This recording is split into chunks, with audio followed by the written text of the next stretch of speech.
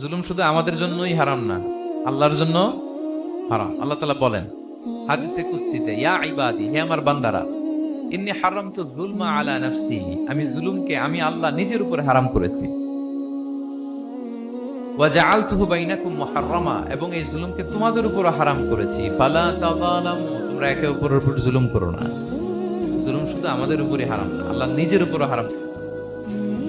তাহলে জুলুমের সাথে কি মুমিনের কোনো সম্পর্ক থাকতে পারে? পারে না। এবং আল্লাহ তাআলা কখনো কোনো বান্দার উপর জুলুম করেন না। ওয়া আন্নাল্লাহা লাইসা বিযাল্লামিন লিল আবিদ, তিনি তার বান্দার উপর জুলুম করেন না। কোনোভাবেই যেন জুলুম না হয়ে যায়, এজন্য আল্লাহ তাআলা কিয়ামতের দিন মাওয়াজিনাল কিসত, ন্যায়ের মানদণ্ড তিনি প্রতিষ্ঠা করবেন, যাতে একটু ভুল না হয়ে যায়, জুলুম না হয়ে যায়। আমরা মাঝে মাঝে যে দোকান থেকে বস্তায় বস্তায় চাল নিয়ে আসি না, চাল দেখা যাবে যে 1 মণ চাল হয়তো সামান্য একটু কম হইতে পারে, সামান্য একটু বেশিও হইতে পারে, এরকম হয় না? দেখবেন যে দিছে 10 কেজি, বাসায় এসে দেখবেন যে 10 কেজির চেয়ে একটু বেশি, একটু সামান্য বেশি কয়েক গ্রাম, অথবা 10 কেজির চেয়ে সামান্য কয়েক গ্রাম কম, এরকম হয়ে যায় না? মানুষ তো আমরা, কি বলেন?